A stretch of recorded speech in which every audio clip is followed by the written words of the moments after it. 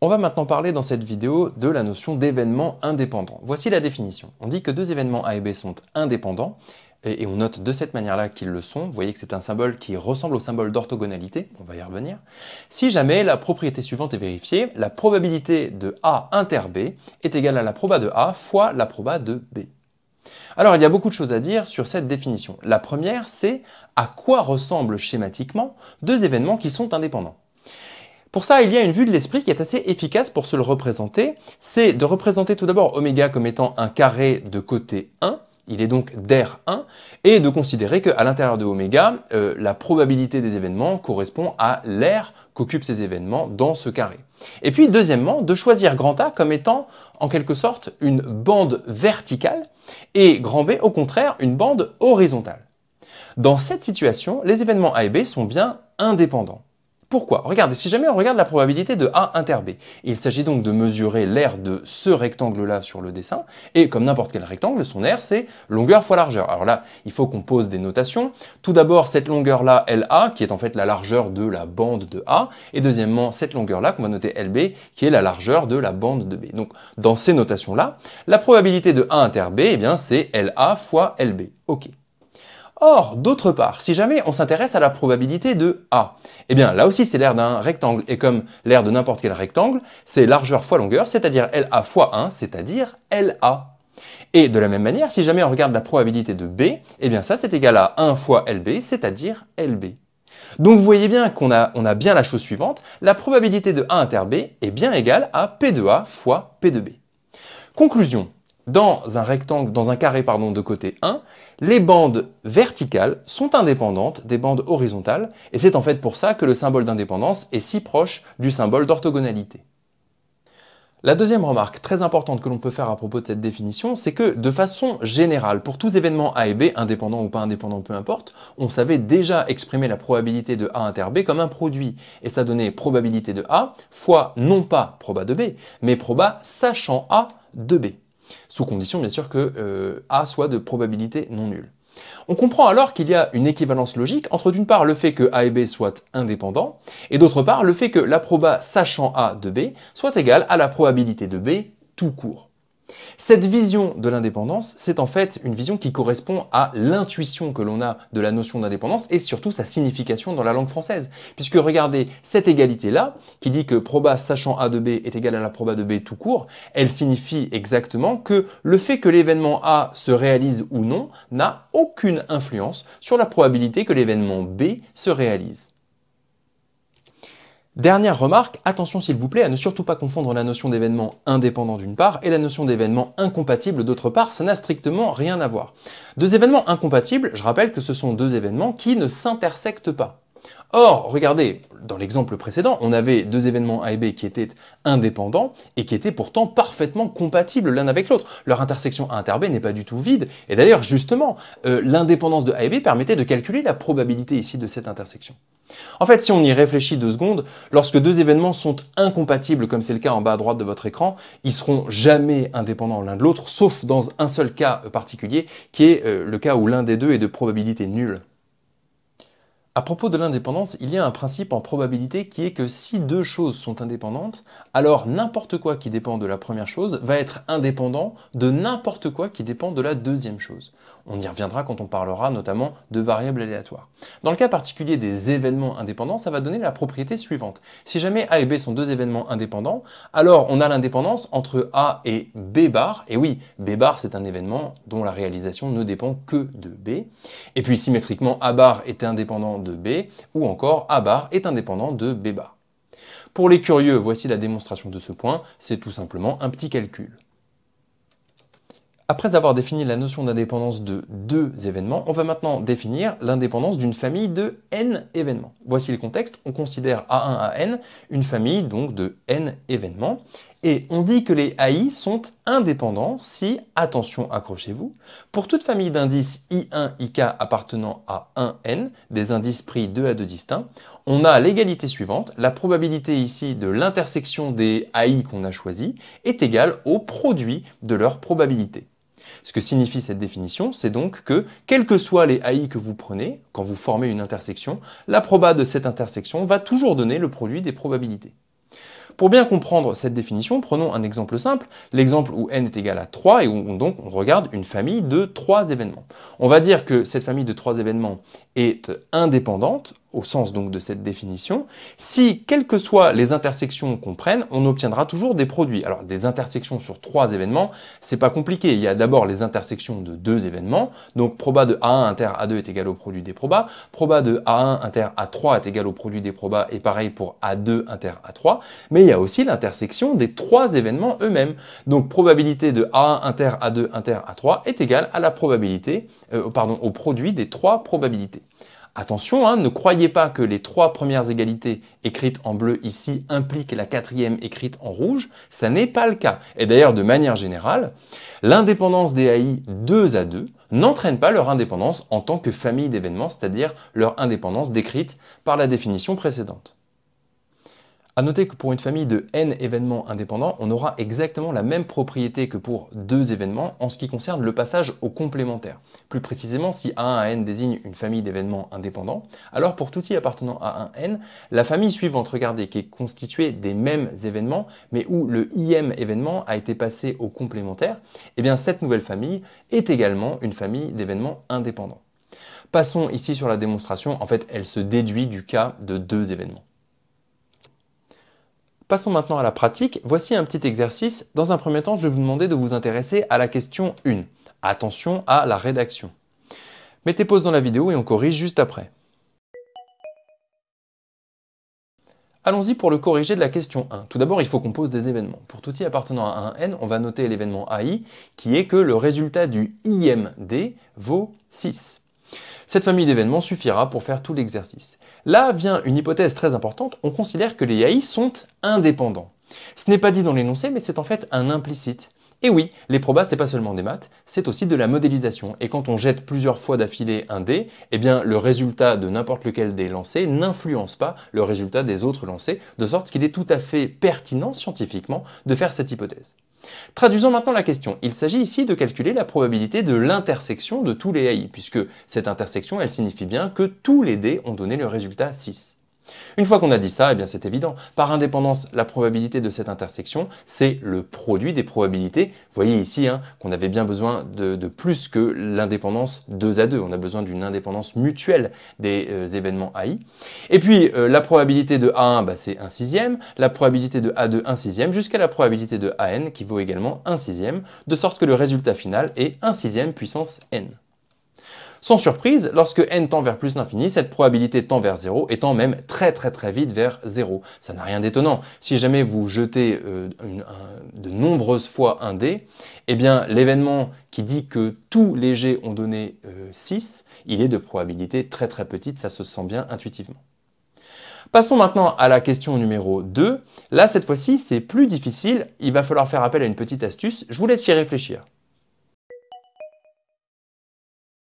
Allons-y pour la correction de cette question 2. Alors d'abord, traduisons la question. Il s'agit ici de calculer la probabilité de l'union des AI. Et oui, l'union des AI, c'est l'événement qui dit que l'un des AI se réalise, c'est-à-dire que l'un des dés a donné 6. Ça, c'est pas facile à calculer. Chacun des AI, on connaît parfaitement sa proba, c'est 1/6, on en a déjà parlé. Et là, la difficulté, c'est qu'on a une union, et notamment un piège dans lequel il ne faut pas tomber, c'est de croire que la probabilité de cette union, c'est la somme des probabilités. Ici, c'est pas du tout la somme des probabilités, parce que les AI ne sont pas du tout incompatibles entre eux. C'est pas du tout parce qu'un lancer a donné 6 que ça empêche les autres lancers de donner 6. Quand on est dans cette situation, la proba d'une union, c'est toujours compliqué. Regardez, ne serait-ce que pour 3 événements, ici, si jamais on s'intéresse à la probabilité de l'union des 3 événements qu'on a là, ça va pas être simple. C'est pas impossible. Regardez, c'est intéressant de le faire, faisons-le. Si jamais on veut avoir cette proba, alors d'abord, ça va être la somme des 3 probabilités des 3 événements. Et quand on a fait ça, on a compté les intersections plusieurs fois, donc il faut compenser. Il faut d'abord enlever la probabilité des couples, de l'intersection des couples, A1 inter A2, A2 inter A3 et A1 inter A3. Et puis même là, c'est toujours pas bon parce que l'intersection des 3 événements, on l'a d'abord compté 3 fois, puis enlevé 3 fois. Donc il faut compenser en la rajoutant une fois, puisqu'il faut bien la comptabiliser une fois. Donc vous voyez qu'on peut s'en sortir, mais dès qu'on a ne serait-ce que 3 événements, ça commence à devenir compliqué, et pour n événements, c'est pire. En fait, il existe une formule qui s'appelle la formule du crible, mais elle est particulièrement compliquée et pas pratique à utiliser, donc on sent bien que c'est pas du tout une bonne piste à emprunter. À l'inverse, il y a une idée très simple qui va nous permettre de nous en sortir, et elle est très générale en fait, c'est le fait de non pas s'intéresser à la probabilité de cet événement, mais de s'intéresser à la probabilité de son complémentaire, de l'événement contraire. Pourquoi? L'événement l'union des AI, il signifie donc que l'un des dés a donné 6. Du coup, le complémentaire de cet événement, c'est l'événement qui dit que aucun dé n'a donné 6. Si jamais on veut traduire cet événement à l'aide des événements AI, ça va donner la chose suivante. Premièrement, le premier dé n'a pas donné 6, donc A1 bar. Et deuxièmement, le deuxième dé n'a pas donné 6, donc inter A2 bar, etc. etc. jusqu'à le nème dé n'a pas donné 6, donc inter AN bar. Vous voyez que le complémentaire d'une union, c'est donc une intersection. Et ça, c'est parfait pour nous parce que la probabilité d'une intersection, on sait faire. Les AI sont indépendants. Donc, par le théorème qu'on a vu tout à l'heure, les AI bar sont également indépendants. Et donc, par indépendance, la probabilité de leur intersection, c'est le produit de leur probabilité. Chacune de ces probabilités, on sait parfaitement la calculer. La proba de A1 bar, c'est 5/6. C'est la probabilité de ne pas obtenir 6 au premier lancer, donc 1 moins 1/6. Et puis ensuite, les autres, pareil. La probabilité de A2 bar, c'est 5/6, jusqu'à la probabilité de AN bar, qui vaut aussi 5/6, de sorte que le résultat final de ce calcul vaut 5/6 puissance n. Attention, ce 5/6 puissance n n'est pas la proba de l'événement qui nous intéresse, mais la proba de l'événement contraire. Donc ici, il faut revenir à l'événement qui nous intéresse et dire que sa proba, c'est 1 moins la proba de son événement contraire, c'est-à-dire 1 moins 5/6 puissance n. L'exercice est fini, ce résultat ne peut pas être simplifié. Vous remarquez que lorsque n tend vers plus l'infini, cette probabilité, elle va tendre vers 1. Ça n'a rien de très surprenant puisque si jamais vous faites un très grand nombre de lancers, la probabilité que au moins l'un d'entre eux donne 6, eh bien, elle est très très forte. La morale de cette question, c'est que dès que vous êtes face à un événement du type au moins un des machin machin se réalise, ce qui correspond en fait à regarder une union d'événements, et que c'est un peu compliqué, que les événements ne sont pas disjoints 2 à 2, alors pensez à l'événement contraire. En effet, l'événement contraire de au moins un des machin machin se réalise, c'est aucun des machin machin machin ne se réalise, ce qui signifie en fait sur les événements que le complémentaire d'une union, c'est l'intersection des complémentaires. Et on a beaucoup plus d'outils en proba pour calculer la probabilité d'une intersection que la probabilité d'une union. Alors dans l'exemple précédent, on s'en était tiré avec un argument d'indépendance, mais même s'il n'y a pas d'indépendance, on a toujours la formule des probabilités composées qui sert à ça, à calculer la probabilité d'une intersection. On va terminer cette vidéo avec une notion assez délicate, donc là concentrez-vous bien, il s'agit de l'indépendance conditionnelle. Voici la définition. On dit que deux événements A et B sont indépendant conditionnellement à un troisième événement C, qui doit être de probabilité non nulle, si on a la relation suivante. La proba sachant C de A inter B est égale au produit des probas, mais des probas sachant C. Donc proba sachant C de A fois proba sachant C de B. En fait, ce n'est pas vraiment une nouvelle notion de l'indépendance, c'est bien l'indépendance, mais non pas pour la mesure de probabilité P, mais la mesure de probabilité P sachant C, qui est bien une mesure de proba, ça on l'avait vu. Alors, pour comprendre un peu l'intérêt de cette définition et quand est-ce que cette notion apparaît, on va prendre un exemple, certes un peu grossier, mais qui va nous permettre de comprendre l'idée. Imaginons qu'on pose l'événement grand C, qui est l'événement « il fait beau aujourd'hui ». Et puis, d'autre part, on va considérer deux événements A et B. Le premier A, c'est le fait que Axel, un personnage imaginaire, porte un short aujourd'hui. Et deuxièmement, l'événement grand B, qui est que Brice, un autre personnage imaginaire, porte un short aujourd'hui. Ces deux événements A et B sont-ils indépendants l'un de l'autre? Eh bien en fait, ça se discute. Voyons deux situations. La première situation, c'est une situation où on suppose que l'événement C est réalisé. Autrement dit, on suppose qu'il fait beau. À ce moment-là, la mesure de probabilité qu'on considère, ce n'est pas P, mais c'est P sachant C, puisqu'on a supposé que C s'était réalisé. À ce moment-là, il faut imaginer donc les deux personnages, Axel d'une part et Brice d'autre part, qui sont le matin à choisir leurs vêtements. On sait qu'il fait beau, Donc les deux se lèvent, voient un ciel ensoleillé et choisissent leurs vêtements. Ces deux personnages ne se connaissent absolument pas et les choix vestimentaires de l'un n'influencent pas les choix vestimentaires de l'autre, de sorte que dans cette situation, eh bien, leurs choix vont être complètement indépendants l'un de l'autre. On va donc avoir une relation d'indépendance qui va dire que la proba sachant C de A inter B est bien égale au produit des deux probabilités sachant C. Les événements A et B sont donc indépendants conditionnellement à C. Voilà pour la première situation. Maintenant, deuxième situation, imaginons qu'on ne suppose rien du tout. Ça signifie donc que notre mesure de probabilité, c'est la bonne vieille mesure de probabilité P. Intéressons-nous à l'un des deux personnages, mettons Brice. Il se lève le matin et il choisit la tenue qu'il va porter, un short ou pas un short. On ne sait rien ici, on ne sait pas quel jour de l'année on est, on ne sait absolument pas quel temps il fait dehors. Donc si jamais on veut estimer ici la probabilité que Brice choisisse de porter un short, c'est pas beaucoup. En France, il n'y a pas énormément de jours dans l'année où il fait suffisamment beau pour qu'on puisse porter un short. Mettons pour simplifier qu'on considère les jours d'été, c'est un quart des jours de l'année, donc bah voilà, c'est raisonnable de considérer que P de B vaut un quart, c'est-à-dire 0,25. Ok.